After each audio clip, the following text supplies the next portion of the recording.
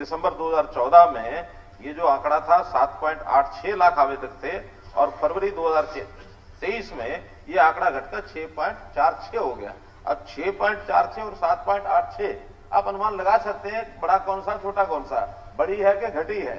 और इसलिए जब आंकड़ा दे दिया तो उसमें बड़ी है कि घटी है, हाँ ना में जवाब देने का आवश्यकता नहीं, मैंने तो और विस्तृत जवाब दे दिया।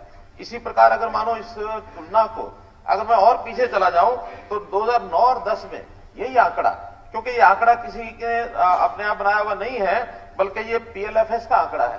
पीएलएफएस का आंकड़ा जो है वो बहुत से सोर्सेज इकट्ठा करके उसके बाद ये गवर्नमेंट ऑफ इंडिया वहां से दर्ज होता है, वो हम नहीं बनाते हैं। ये 2009 और 10 में ये आंकड़ा था 8.7%। तो जब 2009-10 में 8.7 था, इसके बाद ये 7.86 हुआ, आज ये 6.46 है। तो इस हिसाब से तो लगातार बेरोजगारी दर घट रही है। अब ये आंकड़ा घटकर फरवरी 23 में 6.46 हो गया है। लेटेस्ट जो फरवरी 23 का आंकड़ा छपा है, ये महीने के महीने छपता है। इस तरह केवल वही नहीं, हम अगर उठा करके टेबल देख लें रिजर्व बैंक ऑफ इंडिया की, तो रिजर्व बैंक ऑफ इंडिया भी हर साल अपने आंकड़े छापता है। जो यहाँ 9.3 लिखा है, ये रिजर्व बैंक 8.1 है। अब कुछ आंकड़े ऐसे होते हैं, अलग अलग एजेंसी के अलग अलग होते हैं, क्योंकि कोई एक ऐसा फार्मूला नहीं है जिसमें एकदम से सारा कुछ देख लिया जाए, उसमें छाप लिया जाए। जहां तक सीएमआई की बात करते हैं, सीएमआई के डाटा इतने लगातार चेंज करते हैं। मैंने सीएमआई के डाटा में से आपको बताया था कि 2017 के एक महीने में हरियाणा का 2% ये बेरोजगारी आंकड़ा दिया था, जबकि बाकी जगह 2 नहीं है, उन्होंने छाप दिया। आज वो 34% छापते हैं, कभी 24 छापते हैं, एक एक महीने में 10% का अंतर। और उसका कारण क्या है? उनका डाटा सैंपल इतना छोटा होता है, 5000 का पूरे प्रदेश का डाटा सैंपल होता है।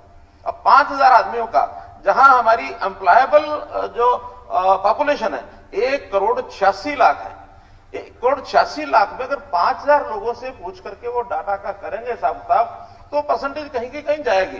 किस मोहल्ले में पूछा, किससे पूछा, किस वर्ग से पूछा, रास्ते में चलते हुए आदमी से पूछा, और फिर एम्प्लॉयड अनएम्प्लॉयड, इसका भी एक सेक्शन अगर हम अंडर एम्प्लॉयड का देखें, क्योंकि एक वर्ग ऐसा है जिसको एम्प्लॉयमेंट अपनी क्वालिफिकेशन के हिसाब से तो नहीं मिलता, उसको कम मिलता है, क्योंकि आवश्यकता के हिसाब से अगला ज्वाइन भी करता है। अब वो तो कहता मैं अनएम्प्लॉयड हूं, हमारे हिसाब में वो एम्प्लॉयड आ गया, वास्तव में वो अंडर एम्प्लॉयड होता है, जिसकी इच्छा ये है कि मैं और आगे बढ़ूं।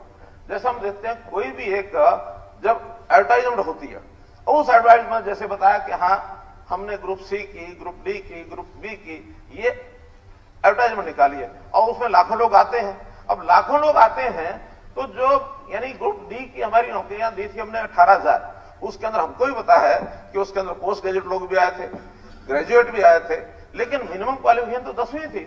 अब 10वीं के ऊपर के लोग वो सब के सब आगे किसी भी भर्ती के लिए वो फॉर्म भरेंगे ही भरेंगे। अब उनको सबको हम अनएम्प्लॉयड नहीं कह सकते, उनको सेमी यानी अंडर एम्प्लॉयड कह सकते हैं।